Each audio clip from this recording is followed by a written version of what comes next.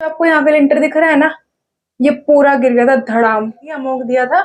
तो उसी की रात को बुरी तरीके से ये लिंटर गिरा धड़ाम करके, एंड ये पूरा खोखला हुआ पड़े नीचे से। थैंक गॉड मैं बच गई, मेरे सिर पर नहीं गिरा। परीक्षा ले रहे हैं कि तू करके दिखा। आपको वहां दिख रही है, ये धूप यहाँ होती थी जिस टाइम में यहाँ पढ़ने आती थी, यहाँ तक। तो आप अंदाजा लगा सकते हो कि यहाँ से इधर मैं बैठ के यहाँ मैं मॉक टेस्ट दे रही हूँ, तो यहाँ पे कितनी ज्यादा मुझे गर्मी लगती होगी। हालातों से डरकर नौका पार नहीं होती, एंड कोशिश करने वालों की कभी हार नहीं होती। तो वही चीज मेरे माइंड में आई कि चलो यार किस्मत से लड़ते हैं, gate ready to fight.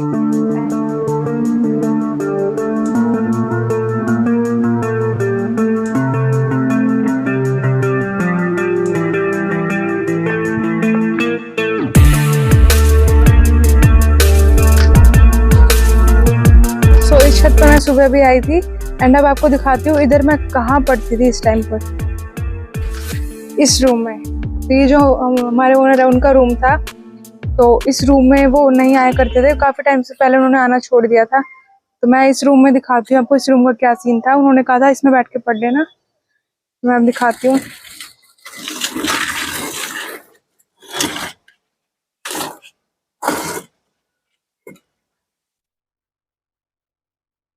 I wish इसमें अभी छिपकली ना हो। तो मैं आपको दिखाती हूँ इधर का पूरा सीन।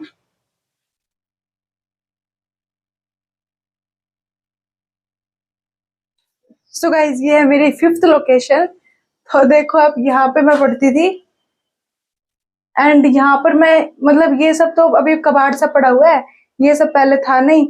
इसकी जगह क्या था मैं आपको दिखाती हूँ। ये वाली जो खाट है ना छोटी सी, इसको मैंने इस रूम में लगा लिया था। तब ये रूम क्लीन था, ये बाद में सब कबाड़ आया। तो यहाँ पूरी चारपाई आ जाती थी, एंड ये सब क्लीन था। अभी थोड़ा डर्टी डर्टी सा दिख रहा है बिकॉज यहाँ पर कोई आता नहीं है, एंड हुक्का किसी और का हमारा नहीं है, हम नहीं पीते होते। सो यहाँ पर है। तो इस रूम में क्या दिक्कत होती थी मुझे कि इधर जो ये है ना, इनमें से बहुत ज्यादा लू आती थी इस टाइम पर। बिकॉज आप समझ सकते हो जून की गर्मी है, तो जून की गर्मी में कितनी ज्यादा लू चलती है। एंड ये देखो आप, अभी तो थोड़ी शाम हो गई है बिकॉज दिन में मेरा हिम्मत नहीं हो रही थी शूट करने की, बहुत ज्यादा गर्मी थी उस टाइम पर। तो इतनी हिम्मत थी उस गर्मी में शूट तो करना छोड़ो, मैं यहाँ बैठ के पढ़ाई करती थी। एंड ये जो धूप आपको वहां दिख रही है, ये धूप यहाँ होती थी जिस टाइम में यहाँ पढ़ने आती थी, यहाँ तक। तो आप अंदाजा लगा सकते हो कि यहाँ से इधर मैं बैठ के यहाँ मैं मॉक टेस्ट दे रही हूँ, तो यहाँ पे कितनी ज्यादा मुझे गर्मी लगती होगी। अभी मैंने आपको दिखाया था कि नीचे मुझे कितनी स्वेटिंग हो रही थी। आप सोच के अंदाजा लगा सकते हो कि जब इतनी धूप मेरे इतने नियर बाय है, एंड मैं यहाँ बैठ के पढ़ रही हूँ, उधर से पीछे से बहुत ज्यादा लू के झोंके आ रहे हैं, तो मेरी उस गर्मी में क्या हालत होती होगी। तो यार, एंड उस टाइम पर मुझे पता है कौन से एग्जाम्स आने वाले थे, आरआरबी के एग्जाम्स आने वाले। जैसे इस टाइम आरआरबी की नोटिफिकेशन आई हुई है, ऐसे उस टाइम पर नोटिफिकेशन आई हुई थी। तो मुझे अच्छे से याद है, मैं यहाँ बैठ के आरआरबी क्लर्क और पीओ के अपने वो छोटा सा फोन था उसको खाट पर रखकर एंड नोटबुक लेकर, एंड यहाँ बैठ के मैं इस खाट पर बैठकर मैं मॉक टेस्ट लगाया करती थी। एंड इतनी ज्यादा गर्मी होती थी ना, मुझे लगता रहा मैं तंदूरी बन जाऊंगी थोड़ी देर में, इतनी ज्यादा गर्म हवा के थपेड़े मुंह पर आते थे। बट मैं स्पेशल मॉक टेस्ट देने यहाँ आया करती थी बिकॉज नीचे पॉसिबल नहीं था यार। आपने देखा नीचे कितनी ज्यादा डिस्टरबेंस थी, तो नीचे ये चीज बिल्कुल भी पॉसिबल नहीं थी कि मैं नीचे बैठ के मॉक टेस्ट दे सकूं। तो मैं यहीं पे आ जाया करती थी मॉक टेस्ट देने के लिए। तो ऐसा नहीं है कि यहाँ मेरे लिए बैठना मतलब बहुत इजी था। सबसे बड़ी प्रॉब्लम तो ये हो गई कि चलो बहुत ज्यादा गर्मी होती थी, तो 1-2 घंटे बैठना या बहुत ज्यादा मेरे लिए मुश्किल हो जाता था। बट मैं जैसे जैसे मैनेज कर लेती थी, मैं कहती थी चलो कोई बात नहीं, 1-2 घंटे है, मैनेज कर लेते हैं, कोई दिक्कत नहीं है, फिर तो नीचे जाके पढ़ लेंगे, हवा खा लेंगे, कोई दिक्कत नहीं है। तो मैंने इसमें ही मैनेज कर लिया। बट इसमें भी मेरे को प्रॉब्लम हो गई। इसमें पता है क्या प्रॉब्लम हुई, मैंने यहाँ बैठ के सिर्फ 2 से 3 दिन मॉक टेस्ट लगाए होंगे, और ये सोच के कि चलो जैसा तैसा भी रूम मिला, मुझे रूम मिल गया, कोई बात नहीं मैं पढ़ लूंगी। बट उसमें भी पता है क्या प्रॉब्लम हुई। तो आपको यहाँ पे लिंटर दिख रहा है ना, ये पूरा गिर गया था धड़ाम। उसी जो मैं तीसरे दिन जब मैंने स्टडी करी थी, अमोक दिया था, तो उसी की रात को इतना बुरी तरीके से ये लिंटर गिरा धड़ाम करके, एंड ये पूरा खोखला हुआ पड़े नीचे से। एंड ये ऐसा है कि इस पर एक डंडा मारोगे तो सारा का सारा नीचे गिर जाएगा। तो यहाँ बैठना बहुत ज्यादा रिस्की हो गया। मैं खड़े के वीडियो तो बना रही हूँ बट यहाँ खड़ा होना अलाउड भी नहीं है, बिकॉज सबने मना कर रखा है यहाँ खड़े हो तो ना कभी भी गिर सकता है। सो जब हम रात में चेक करने आए तो हमने देखा यहाँ सारे का सारा लिंटर गिरा हुआ था। बहुत बुरी तरीके से हम डर गए, देखो अभी भी गिरा हुआ है, आए दिन गिरता रहता है, इसका कोई भरोसा नहीं है। तो हम इतनी बुरी तरीके से डर गए थे। उसके बाद मेरा क्या रिएक्शन हुआ, मैं को भी यार ये तो लिंटर ही गिर गया, मैं मेरे ऊपर गिर जाता, फिर अगर मैं उस टाइम स्टडी कर रही होती और मेरे ऊपर ये सारा लिंटर गिर जाता, फिर मेरी तो पढ़ाई ऐसी की ऐसी रखी रह जाती। मैंने शुक्र मनाया, थैंक गॉड मैं बच गई, मेरे सिर पर नहीं गिरा। बट उसके बाद मेरे को बहुत एकदम से बहुत जोर से हंसी आई। जैसे कहते हैं ना कि आप अपना 100% दे लो, उसके बाद भी कोई ना कोई प्रॉब्लम चली आती है। मतलब आप पूरी तरीके से पिसने को तैयार हो, सब करने को तैयार हो, उसके बाद भी ऐसी सिचुएशन हो रही है कि आप उस पर कुछ कर ही नहीं सकते। मैं मतलब रूम में खड़ी ही नहीं हो सकती, बैठ के पढ़ने तो बहुत दूर की बात है। तो उस टाइम पर मुझे पहले तो गुस्सा आया, फिर मुझे बहुत जोर से हंसी आई। जैसे कहते हैं ना गुस्से में कभी कभी हमारी हंसी निकल जाती है कि ये क्या हो गया हमारे साथ में। तो मैं हंसते हंसते मन ही मन सोच रही कि हाँ मेरी किस्मत मेरी परीक्षा ले रही है, भगवान परीक्षा ले रहे हैं कि तू करके दिखा, एंड फिर वो करना ही पड़ेगा। और मेरा सच में बहुत दिमाग खराब हो गया था कि यार पहले तो मैं बहुत जोर से हंसी, उसके बाद मुझे बहुत गुस्सा आया कि यार ये हो क्या रहा है, मैं क्या कर सकती हूँ इस चीज में, कोई हेल्प भी नहीं कर रहा, कोई साथ भी नहीं दे रहा, ऊपर से जहां भी बैठ के पढ़ो कोई ना कोई आके डिस्टर्ब कर देता है। तो मेरे मन में एक चीज आई, Varsha get ready to fight. Amitabh Bachchan की एक शायरी याद आ गई, हालातों से डरकर नौका पार नहीं होती एंड कोशिश करने वालों की कभी हार नहीं होती। तो वही चीज मेरे माइंड में आई कि चलो यार किस्मत से लड़ते हैं, अब जितना मेरे को कोई रोकेगा मैं उतना ज्यादा आगे बढ़ूंगी, चाहे कितनी भी प्रॉब्लम क्यों ना आए मैं करती रहूंगी। एंड जब तक मेरा एग्जाम क्लियर नहीं हो जाएगा मैं नहीं रुकूंगी। तो लॉकडाउन के बाद से इतना ज्यादा मेरे अंदर पैशन आ गया, इतना ज्यादा कोई हद नहीं है। चाहे कितनी भी सर्दी हो, गर्मी हो, तूफान आंधी, लाइट चली जाए, कुछ भी प्रॉब्लम हो, मैं रुकती ही नहीं थी। मैं जहाँ बैठ के पढ़ रही हूँ मैं पढ़ती ही रहती थी, मैं रुकती नहीं थी। जब तक कि ऐसी सिचुएशन ना हो जाए कि वहां पढ़ना इम्पॉसिबल हो, तब तक मैं वहां से उठती ही नहीं थी, इतनी ज्यादा दिक्कत आती थी। बट जब यहाँ से छत गिरी ना, उसके बाद मेरे को यूं हुआ यार अब मैं नेक्स्ट लोकेशन क्या ढूंढूं, अब मैं कहाँ जाऊं। बिकॉज मैं सिर्फ 12 साढ़े 12 बजे तक या 1 2 बजे तक ही यहाँ पढ़ सकती थी। मान लो 12:30 बजे मैं लंच करके आती थी, देन उसके बाद 2 घंटे मॉक टेस्ट देती थी, तो 2 ढाई बजे तक मेरे यहाँ मॉक टेस्ट हो जाते थे। उसके बाद मैं सोचती थी अब मैं कहाँ जाऊँ, तो उसके बाद कोई लोकेशन ही नहीं बची, बिकॉज रूम में पढ़ना इम्पॉसिबल है। जब बालकनी में सुबह उठ के पढ़ती थी वहां भी धूप आ जाती थी, गर्मी होती थी, पैड़ियों में भी बहुत ज्यादा बुरा हाल हो जाता था। तो मैं सोचती थी अब क्या करूँ, टेंशन में कई दिनों तक फेस करती रही। देन एक दिन मेरा बहुत ज्यादा दिमाग खराब हो गया, तो मैंने कहा कि मैं अपने जो ओनर है घर की उससे बात करती हूँ, उनका रूम खाली पड़ा है, वो है तो है नहीं, लॉकडाउन में अपने गाँव चले गए थे। तो जब मैंने उनसे बात करी उन्होंने इजीली बोल दिया हाँ मेरे रूम में बैठ जाओ, कोई दिक्कत नहीं है बेटा, तू पढ़ने वाली है, मुझे पता है तेरी प्रॉब्लम है, तो आप चले जाओ वहाँ पढ़ लो, कोई दिक्कत नहीं है। बट उसमें भी कोई मेरे साथ नहीं, उसमें भी सब मेरे अगेंस्ट हो रहे थे कि क्या क्या दिक्कत है, नहीं पढ़ना किसी के रूम में, ऐसे ऐसे कोई हेल्प ही नहीं कर रहा था, कोई बात ही नहीं मान रहा था। देन मैं खाना खाते खाते एकदम से गुस्सा हो गई, मैं झाड़ू वगैरह लेके नीचे चली गई कि नहीं मैं तो रूम की सफाई करूंगी, मैं तो आज से ही बैठूंगी, मुझे वजह परमिशन दे दी है ओनर ने, तो तुम्हें क्या दिक्कत है उस चीज में। तो उस दिन बहुत बड़ी महाभारत हो गई थी, बहुत ज्यादा कलेश हो गया था। तो वो चीज मैं आपको बता नहीं सकती क्या क्या हुआ, बहुत ज्यादा दिमाग खराब हो गया था। एंड वो सबसे वर्स्ट मोमेंट था मेरी लाइफ का। उसके बाद मैं पूरी तरह से चेंज हो गई एंड मैंने कोशिश करी कि जब तक मेरी जॉब नहीं लग जाएगी मैं नहीं रुकूंगी। एंड जॉब लगने के बाद जिसने मेरे साथ जैसा किया उसको एग्जैक्ट वैसा ही करूंगी मैं उसके साथ भी। तो मुझे बहुत गुस्सा आया एंड फिर मैं उसके बाद लगी रही फाइनली मेरा सिलेक्शन हो गया। So guys I am selected as RRBPO and मेरी ज्वाइनिंग की जो ईमेल है वो आ चुकी है। तो मुझे बहुत जल्दी मेरी ट्रेनिंग वगैरह सब स्टार्ट होने वाली है, बहुत जल्दी मेरी ज्वाइनिंग हो जाएगी। तो वो सारी जर्नी मैं आपको बहुत अच्छे से दिखाऊंगी। तो एक चीज हमेशा याद रखना, universe always page your hard work. यहाँ लेट हो जाता है बट काम हो जाता है, अगर आप लगातार लगे हुए हो तो आप एक दिन जरूर सक्सेस हो जाओगे।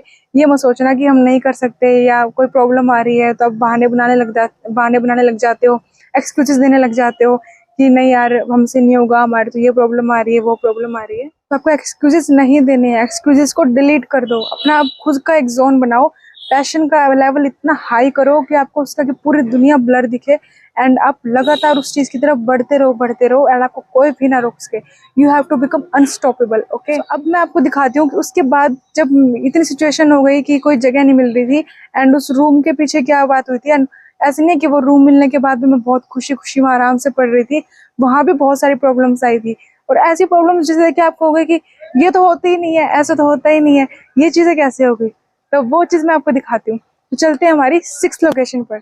सो गाइज, ये है मेरी 6th लोकेशन एंड ये है वो रूम जिसके पीछे मैंने बताया था इतनी महाभारत हुई थी, इतना मैंने मतलब टॉर्चर हुआ था। मैं आपको दिखाती हूँ कि यहाँ का क्या सीन है। वैसे तो अभी यहाँ पड़ोसी रह रहे हैं तो उनका सामान रखा हुआ है, अदरवाइज यहाँ पर एक इतना बड़ा पूरा सा बेड था जो हमारे ओनर का था। एंड यहाँ पर एक कूलर लगा हुआ था। यहाँ पर एक छोटा सा कूलर उन्होंने मेरे को दिया था कि आप पढ़ोगे, गर्मी, जून की गर्मी है, बहुत गर्मी हो जाएगी तो उसमें फिर आप आराम से बैठ जाना, तो कोई दिक्कत वाली बात नहीं है।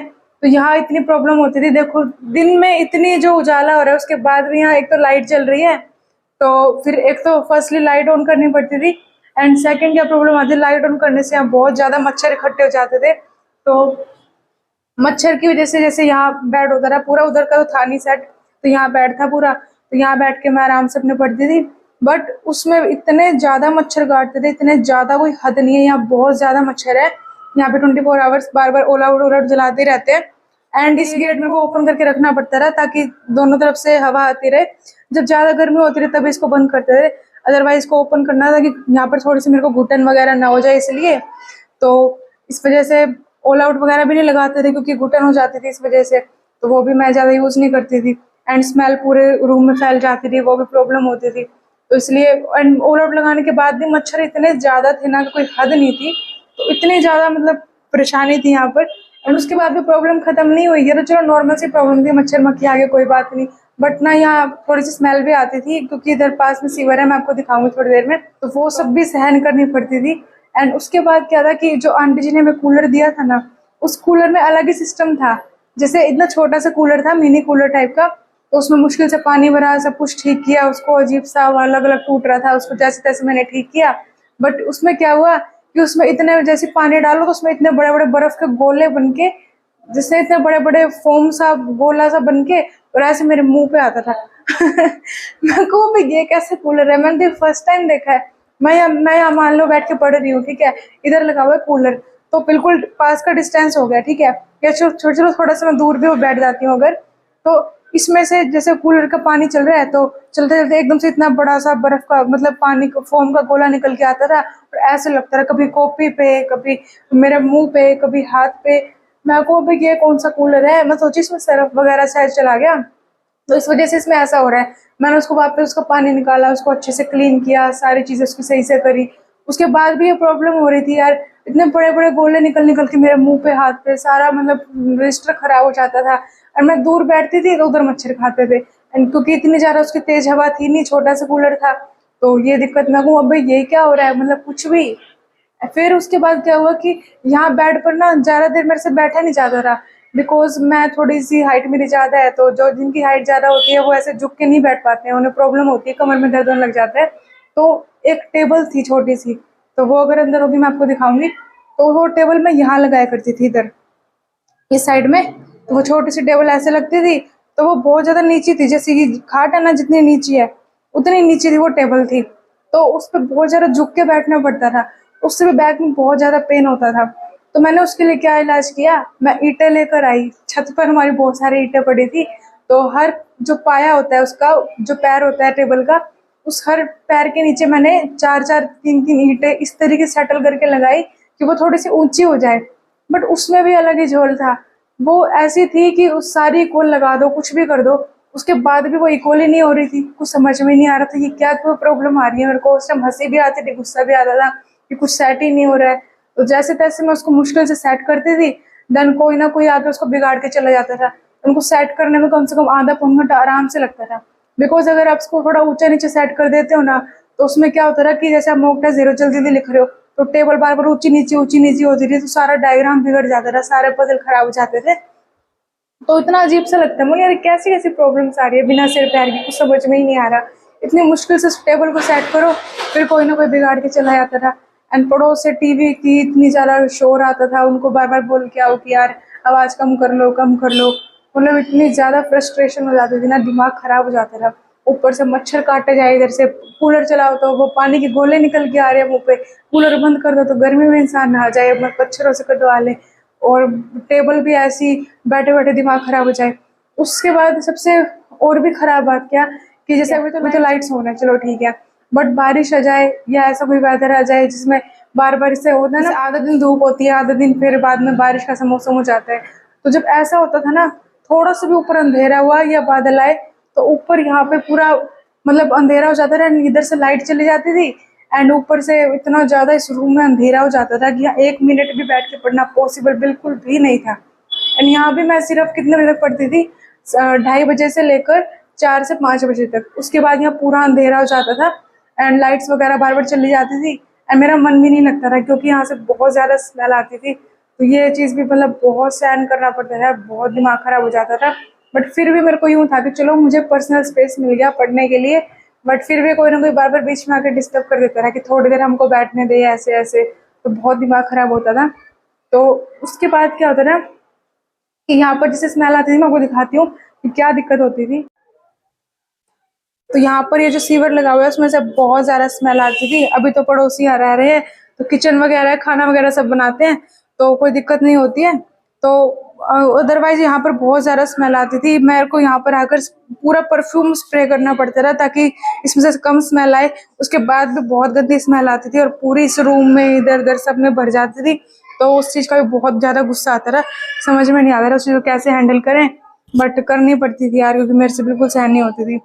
तो वो वाला रूम दिया था हमारे ओनर ने हमको थोड़े दिन रहने के लिए, बट उसमें फिर थोड़े दिन बाद क्या हुआ, किराएदार रहने आ गए।